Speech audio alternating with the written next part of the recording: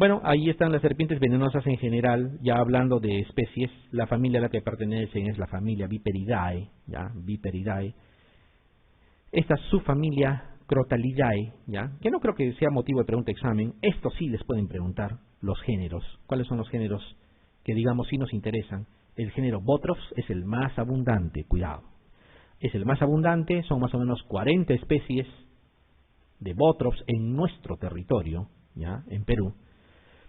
Y también es la especie que más, o el género que más accidentes puede producir. Y de hecho que el que más produce, el que más se reporta, el que más, digamos, está asociado a patología en humanos, ¿ya? El género Botrops. Hay varias especies, hay especies en la selva, hay especies en la sierra, ¿quién diría? Hay especies en la costa misma, que tiene que ver con el litoral, y en zonas de costa no tan costa también, o sea, departamentos de la costa, pero ya a cierta altura. Ya, y tienen sus diferencias cada uno.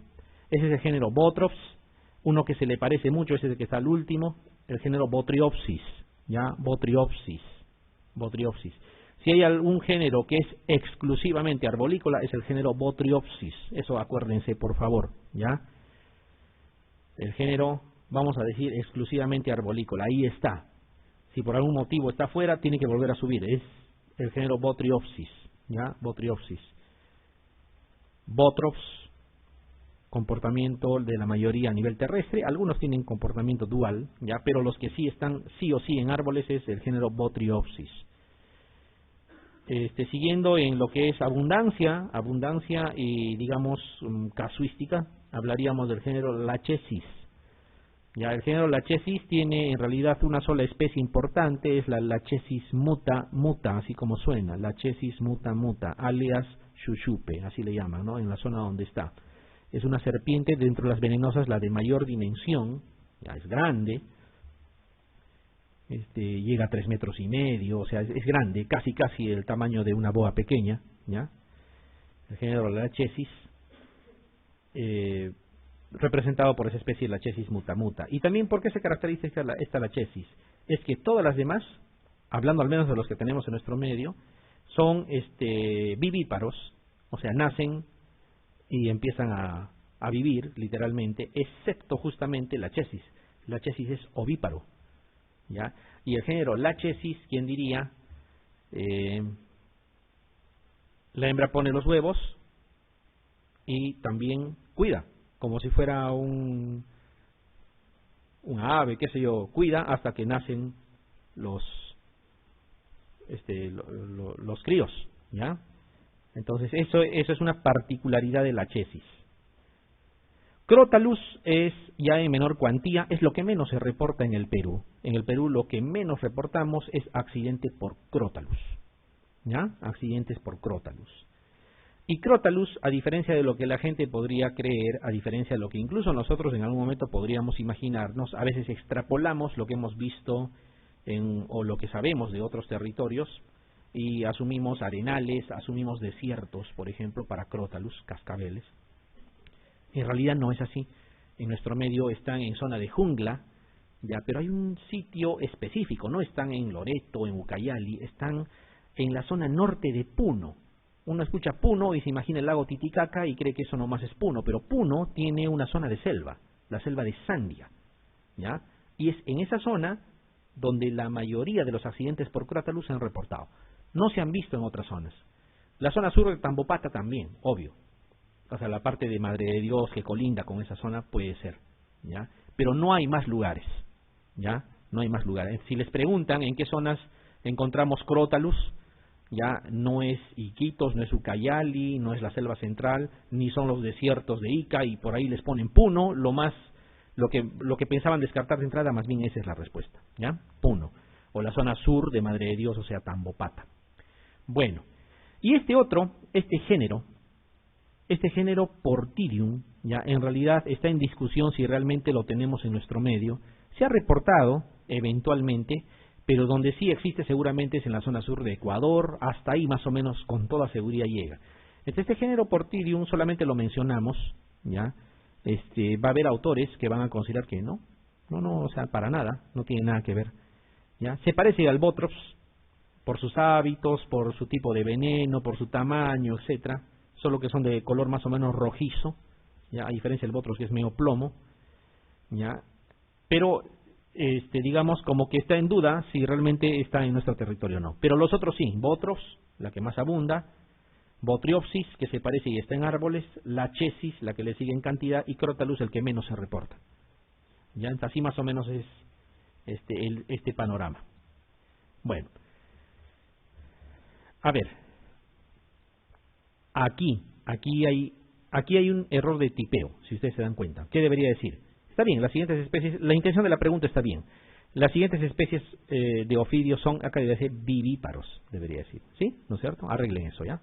Las siguientes especies de ofidios son vivíparos, con excepción de... ¿Cuál marcarían? Ya, y me ponen ahí Botrops atrox, Botropsis bilineatus, Micrurus, Lachesis muta, Botrops rodingeri. Si uno se acuerda del género, puede también, ¿no?, acertar con la especie. Y en realidad es la única especie que nos importa de los Lachesis en nuestro medio, ¿no? La Lachesis mutamuta. Sí, pues sí, esa es la alternativa. Entonces, acuérdense que esto no es ovíparos, es vivíparos, ¿ya? Aquí hay un error de tipeo. Vivíparos. Porque la Lachesis muta más bien es ovíparo, ¿ya? ¿Qué cosas nos puede producir el veneno de las serpientes venenosas? Valga la redundancia. Dependerá de la especie. En general, miren, yo les puedo decir que todos los venenos tienen más o menos los mismos componentes. Lo que hace es predomina un efecto sobre el otro. Ya, en la mayoría hay acción coagulante, hay acción hemolítica, hay acción en algún momento con tendencia a la hemorragia, proteólisis, ya. Lo que puede variar un poquito es la parte neurotóxica, ya que eso que es casi exclusividad de algunas especies. Pero la mayoría junta casi todas las características. Sin embargo, predominan algunas sobre otras. Por ejemplo, si hablamos de Botrops, ya lo que predomina es proteolítico. ¿A qué me refiero? Destruye tejidos. Te muerde, destruye músculo, lógicamente no en el instante, sino será más bien en el transcurrir de las horas. Si pasan días, es mucho más notorio todavía. Entonces, Botrops lo que produce es proteólisis, destruye tejido. Si no recibe la atención debida, vamos a ver que nosotros va a perder tejido muscular, va a dejar expuesto tendones, huesos, ¿ya? Y muchas veces hay que recurrir a la cirugía plástica, ya, para reparar, ya, ese tipo de tejidos. Es por eso que una de las complicaciones más comunes es la disfuncionabilidad del miembro afectado, ¿ya? Cuando esto sucede. Botrops hace eso. Y es importante saberlo porque Botrops es el género que más tenemos en el Perú, ¿ya? Botrops hace eso. Todo eso se puede evitar con un adecuado manejo. Los Botriopsis, ya, que si bien es cierto también hacen proteólisis, ya, también hacen proteólisis, pero destaca el efecto coagulante. ¿Ya? Y al destacar el efecto coagulante puede producir trombos y también necrosis de la zona, pero no por proteólisis, sino por una acción hipercoagulante, ¿ya? Botriopsis es el género, como les he comentado, hay 5 especies, ¿ya? Este Botriopsis tiene la particularidad de estar en los árboles, es arbolícola, le gusta estar ahí. Lachesis, que también tiene efecto proteolítico, efecto coagulante, etcétera, predomina el efecto hemorrágico. En esas personas vamos a ver epistaxis, por ejemplo, ya vamos a ver gingivorragia como efecto del veneno, conjuntamente con efecto proteolítico, pero no tan severo como en el caso de Botrops o Botriopsis. Hemos dicho, este género Fortidium no, bueno, está en una situación en que quizás sí, quizás no estamos 100%, digamos, seguros de que pertenezca sí o sí a nuestro territorio. Es muy probable que solo se vea en territorios propiamente ya del Ecuador, ¿ya? Sin embargo, hay que saber que tiene un efecto nefrotóxico, es el único, si se dan cuenta, ¿ya? Tiene un efecto nefrotóxico, este Fortidium. El Micrurus, ¿cuál es el Micrurus? Micrurus son los corales, ¿ya? El Micrurus es francamente neurotóxico, ¿ya? No te destruye tejidos, no te produce acción coagulante, ni nada por el estilo. No se observa mayor cosa en el lugar de la mordedura, pero sí es francamente neurotóxico. Puede producir, y de hecho que produce, empieza con disautonomías, por ejemplo. Al decir disautonomías, quiere decir que el sistema nervioso autónomo está hecho un loquerío, ¿no? Te puede subir la presión, te produce hipotensión, hay taquicardia, bradicardia, diaforesis, vómitos, puede producir diarrea, ¿no? Todo lo que sea sistema nervioso autónomo, ¿ya? Alterado, obviamente. Con eso empieza con un gran dolor, ¿ya? Con tendencia al sueño, arritmias, y obviamente es letal si no lo manejamos a tiempo. Y el Crotalus, o sea, las serpientes cascabeles, ¿ya? Acción miotóxica, ¿ya?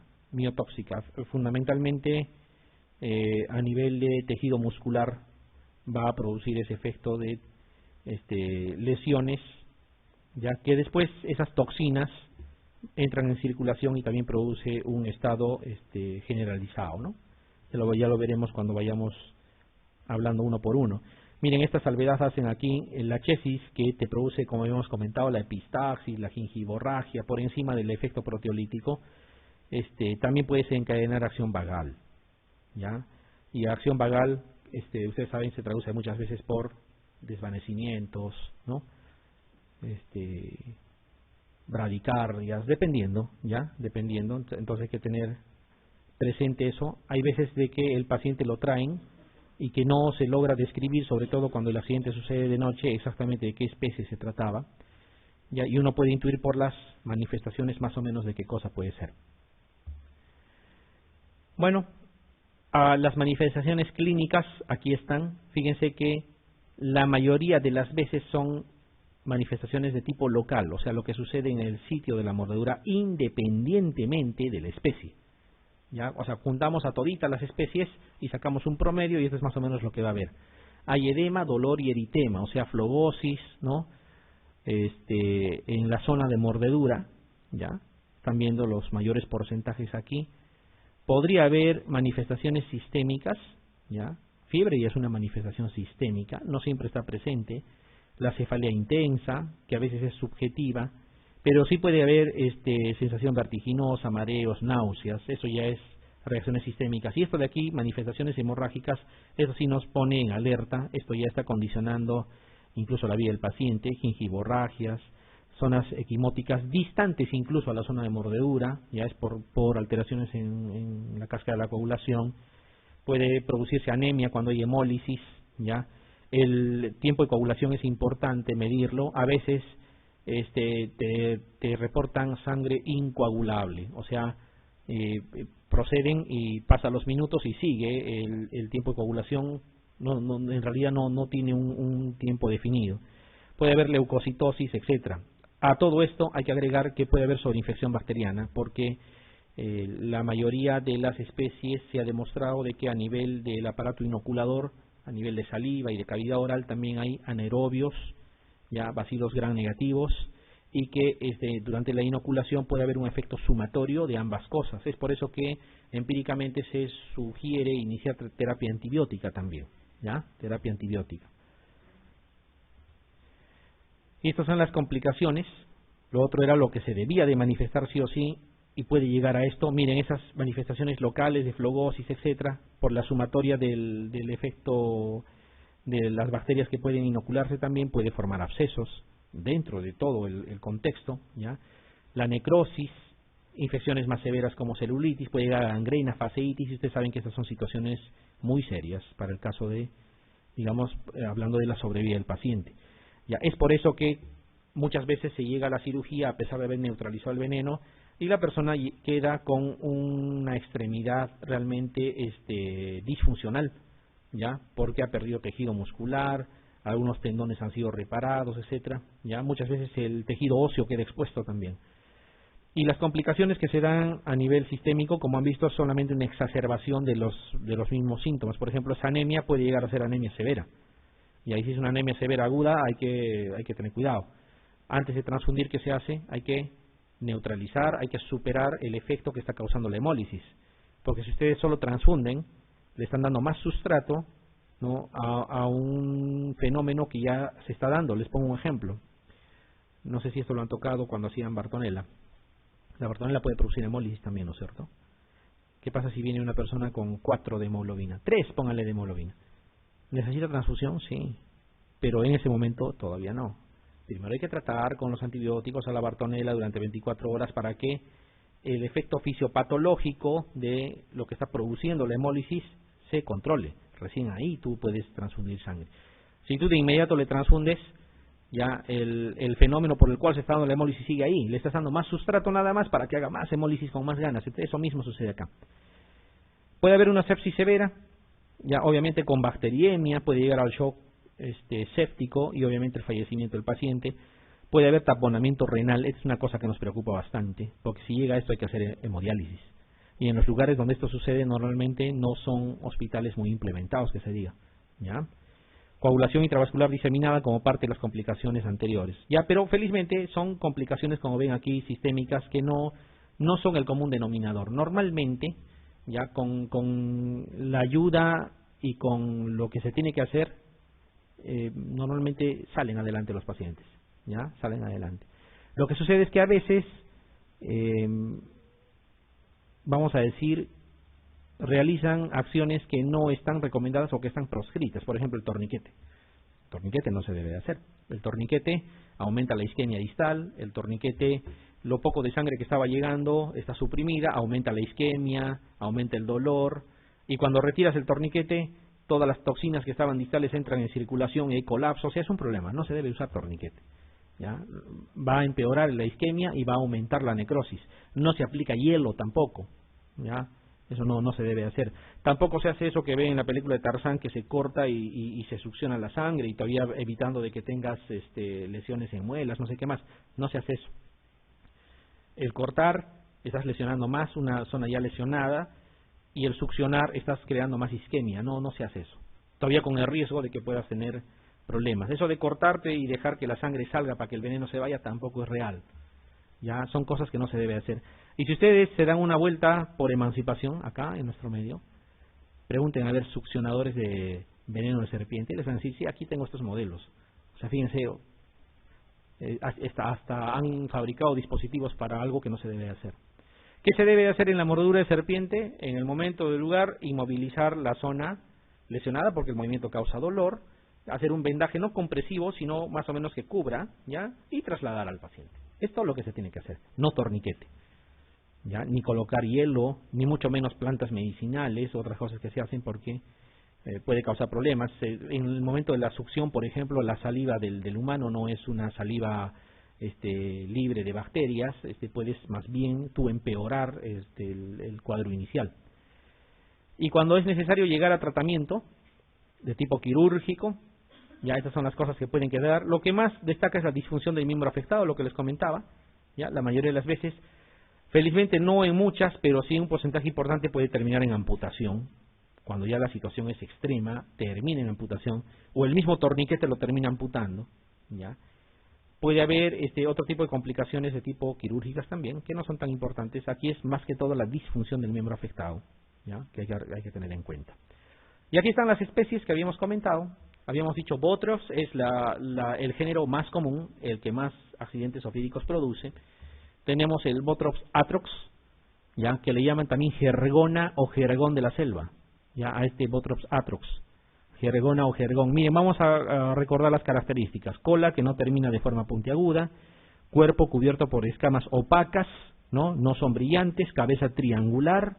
Aquí no se ve la pupila, pero bueno, asumimos que tiene todas las características. Miren la posición en S, posición de ataque, posición de defensa, siempre está así, ¿ya?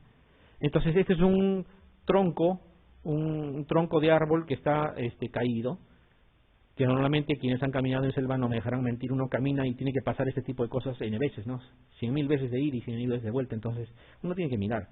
Si al pasar ahí le da su toquecito a la serpiente, obviamente va a reaccionar.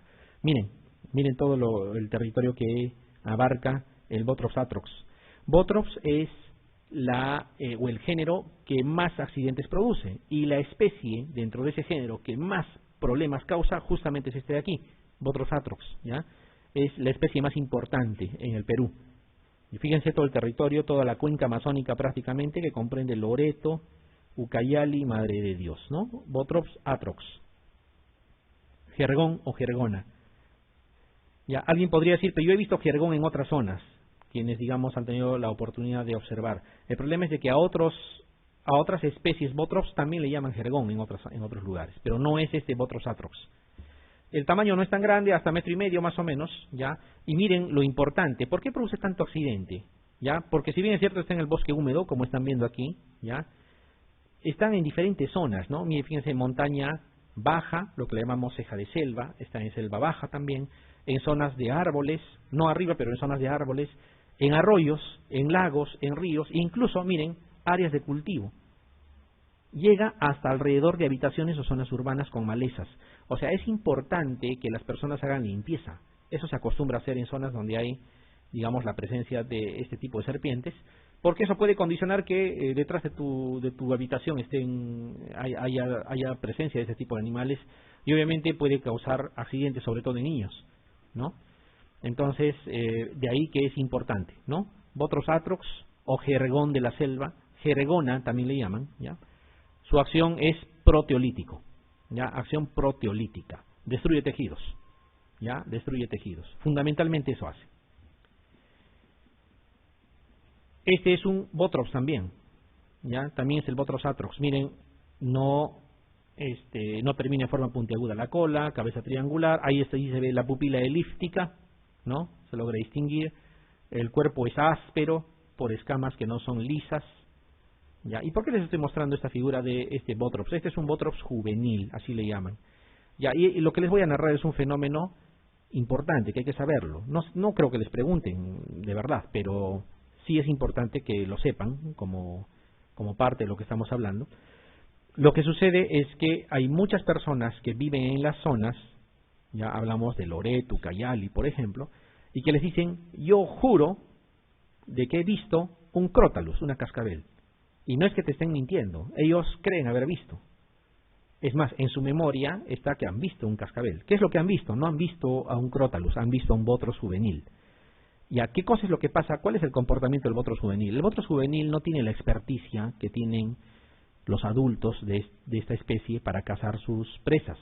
Entonces, ¿qué cosa hace? Comúnmente se esconde, así como están viendo, miren, se esconde, ¿ya? O a veces incluso debajo de las hojas se esconde, pero deja libre la parte distal de la cola, ¿ya? Que dicho sea de paso también tiene otra coloración, ¿ya? Y tiende a movilizar esa parte distal de la cola, en la idea de que algún vertebrado pequeño, algún roedor, asuma de que de repente es un gusano el que se está moviendo.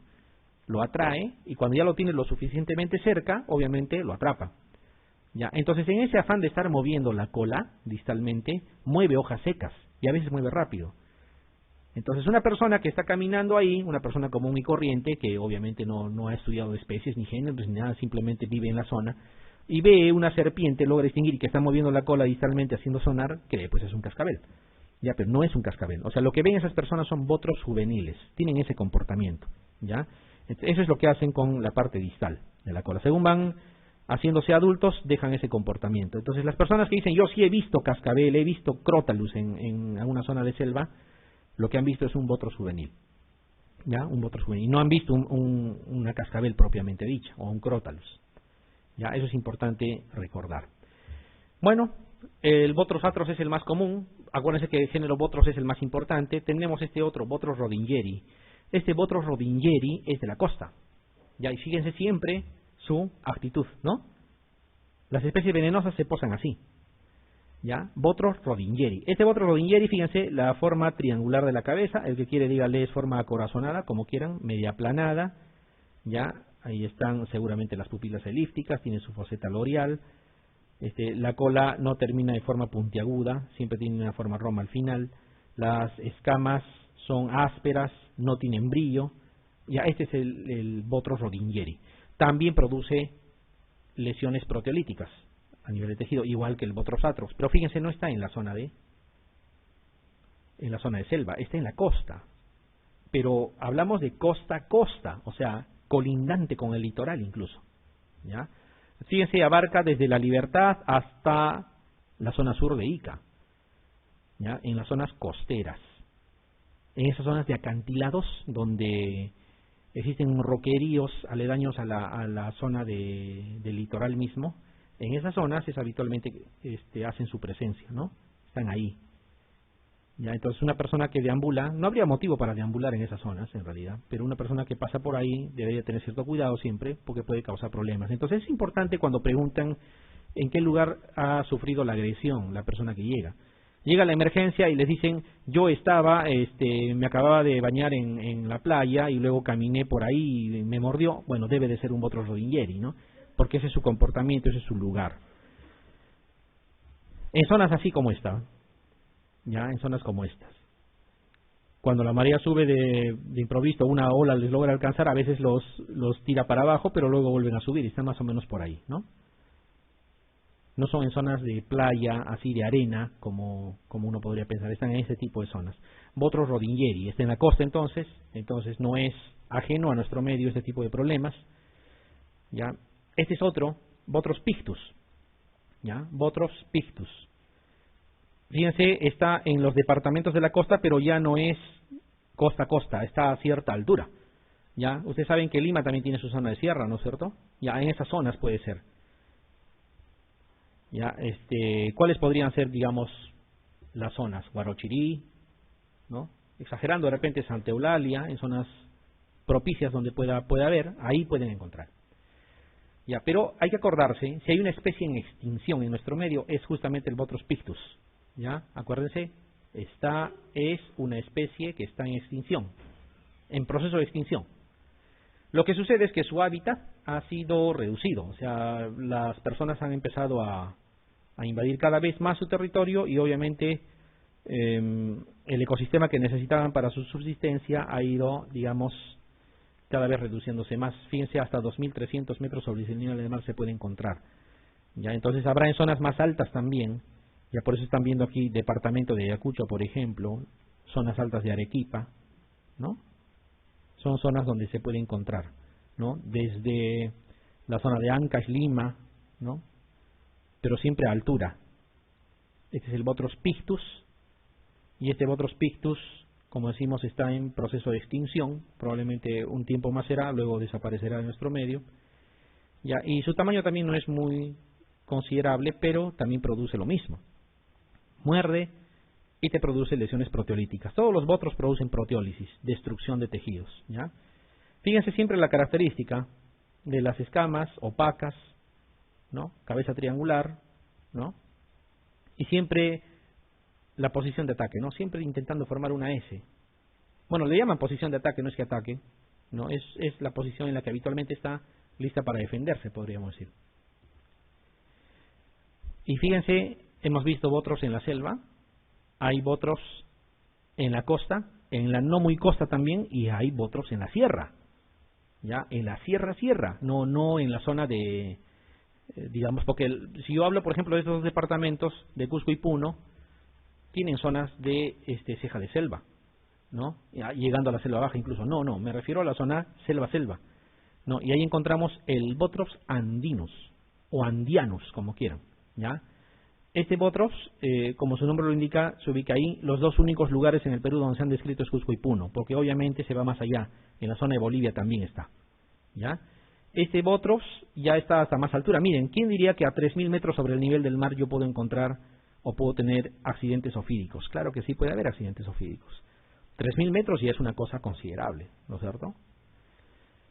Le llaman de diferente manera Marianito, es el famoso Marianito. Van a escuchar ustedes cuando vayan a zonas de este tipo y vean por ahí un accidente ofídico, van a decir, ha sido Marianito el que le ha mordido. Es un Bothrops, ¿ya? Vamos a decir que todos los Bothrops, al ser un solo género, tienen variantes que le vamos a llamar especies, pero se comportan parecido. El efecto del veneno es el mismo prácticamente, ¿ya? Es el mismo. Bueno, es más pequeño, como ven, y fíjense otra vez a lo que voy, ¿no? Siempre la posición de ataque, que les permita ganar cierta distancia y retornar rápidamente, ¿no? Este es el Bothrops andianus, o andinus también, en algunas revisiones. Todo es, lo que les estoy hablando es del Perú, porque no nos van a preguntar de especies que hayan en el África, ese tipo de cosas no serviría de mucho. Digo, doctor. Sí. Bueno, hay algunas especies que son exclusivas de nuestro medio. Este Bothrops andianus, por ejemplo, se ha descrito solo en este territorio. Pero el Bothrops atrox, ya se escribe en Brasil, por ejemplo, ya en Centroamérica también, ya, o sea, sí, algunas especies sí, que comparten más o menos ese tipo de condiciones. La chesis también no es solamente exclusiva de nuestro medio, ya, con ciertas variantes, obviamente me imagino de adecuación a su entorno, ya, pero son casi la misma especie, ya, sí hay en otras zonas también. Ceja de selva. Sí, o sea, si ustedes hablan de la ceja de selva, ya es lo que comúnmente conocemos como montaña. ¿Ya? No sé si de repente conocen esa parte del territorio, pero por ejemplo, el Valle Sagrado de los Incas ya es casi una entrada hacia esa zona. Tú pasas de ahí, sorteas ese nevado que se llama Verónica, ya, y entras ya hacia la zona de Ceja de Selva. Ya, o sea, es cercana, no es tan lejos tampoco. Lo mismo es en el caso de Puno, ¿no? Siempre en la zona norte, no llegando a la misma selva de Sandia, pero más o menos como quien quiere entrar, ¿no? Pero fíjense la altura a la cual pueden encontrarse, 3000 no es poco, ¿no? Es una altura bastante considerable. Entonces, esto es un común denominador para nuestro territorio. Esto es más de cuál de ellos, para que se acuerden, ¿es el Bothros rodingeri o es el Bothros pictus? Este es el Bothros pictus, ¿no? El mismo que hemos visto, ¿no? Siempre miren esa posición. Puede estar en este tipo de zonas, ¿no? Entonces, si se produciera un accidente ofídico en una de esas zonas, uno tiene que asumir que más o menos debe ser eso. Es más, por estadística, Bothros es lo más común, ¿no? Entonces, si hay una mordida de serpiente, lo más probable es que sea Bothros.